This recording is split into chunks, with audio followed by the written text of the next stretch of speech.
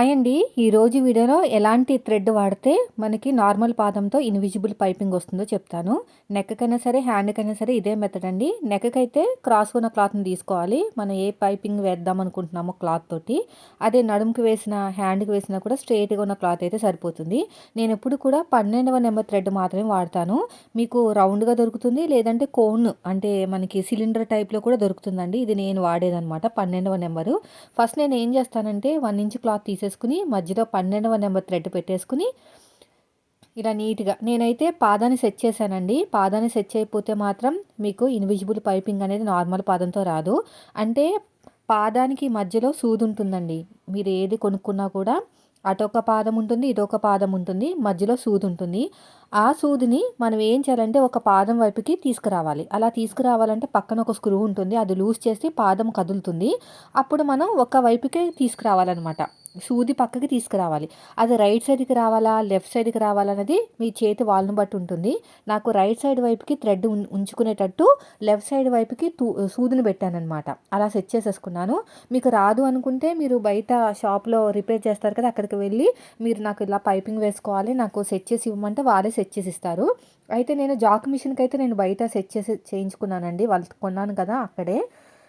మామూలు మిషన్స్‌కైతే నేనే సెట్ చేసేసుకున్నాను. జాక్ మిషన్‌కైతే కొంచెం భయపడ్డాననమాట అందుకుని. కానీ ఈజీగా చేసేసుకోవచ్చంట. పక్కన ఒక స్క్రూ ఉంటే అది విప్పుకుంటే అయినా ఎందుకు రిస్క్ అని నేను చేసుకోలేదు. వాళ్ళ చేతే చేయించేశాను.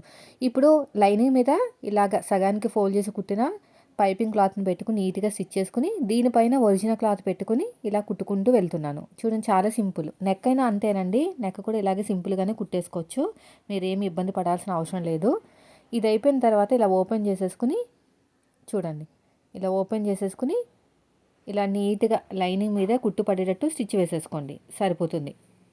ఇలా లైనింగ్ మీదే కుట్టు అనేది వేసుకోవాలన్నమాట ఇలాగా. వీడియో నచ్చితే లైక్ చేయండి ఫ్రెండ్స్. మీరు మన ఛానల్ ఫస్ట్ టైం చూస్తే మాత్రం సబ్స్క్రైబ్ చేయండి. ఇలా నీట్‌గా స్టిచ్ చేసుకుంటూ వెళ్ళిపోవాలి. మళ్ళీ క్లోజ్ చేసుకుని మళ్ళీ ఇలా కుట్టు వేసుకోండి. థ్రెడ్ పక్కనే కుట్టు పడేటట్టు వేసుకుని మొత్తం లైనింగ్ అంతా నీట్‌గా జాయిన్ చేసేసుకున్నారంటే మీకు ఇన్విజిబుల్ పైపింగ్ అయితే రెడీ అయిపోతుంది. ఇలా సగానికి ఇలా ఫోల్డ్ చేసుకుని స్టిచ్ చేసుకుంటూ వెళ్ళాలి. చాలా బాగుంటుందండి. మీరు ఒకసారి ట్రై చేయండి. ఓకేనా?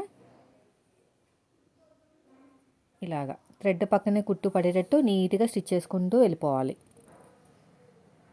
నేను నెక్స్ట్ వీడియోలో నెక్ కూడా చూపిస్తాను. పైపింగ్ ఎలా వేసుకోవాలి ఏంటనేది.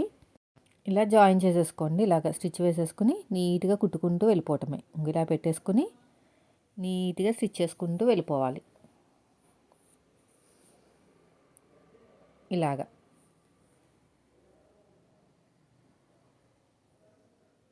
అయిపోయిందండి. ఇలా ఉల్టా తిప్పేసుకుని ఇలా నీట్‌గా కుట్టేసుకోండి అంతా కూడాని. ఇలా మొత్తం కుట్టుకుంటూ వెళ్ళిపోవాలి.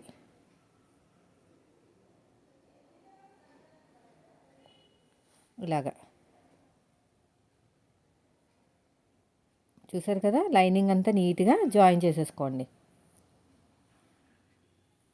ఇలా జాయిన్ చేసుకుంటూ వచ్చేసేయాలి. ఇటువైపు తిప్పేసుకోండి ఇలాగా. ఇక్కడ కూడా ఇలాగ స్టిచ్ చేసేసుకోండి. ఎగస్ట్రా ఉన్న క్లాత్‌ని కట్ చేసుకుంటే మనకి హ్యాండ్స్ అయితే రెడీ అయిపోతాయి.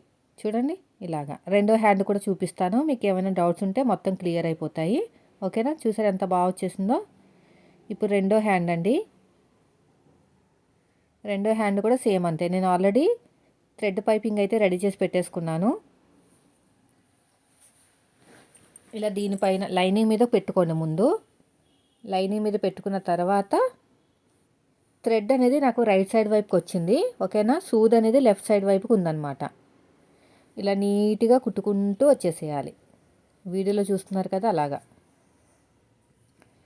ఇలా నీట్‌గా స్టిచ్ చేసుకుంటూ వచ్చేసేయండి. ఇలా ఎగస్ట్రా ఉన్న క్లాత్‌ని కట్ చేసేయండి. ఉల్టా తిప్పిన తర్వాత కూడా ఏమైనా ఎగస్ట్రా ఉంటే అక్కడ కూడా కట్ చేసేయండి. ఎగస్ట్రా ఉన్న క్లాత్‌ని మొత్తం కూడా నీట్‌గా కట్ చేసుకుంటూ వచ్చేసేయాలి.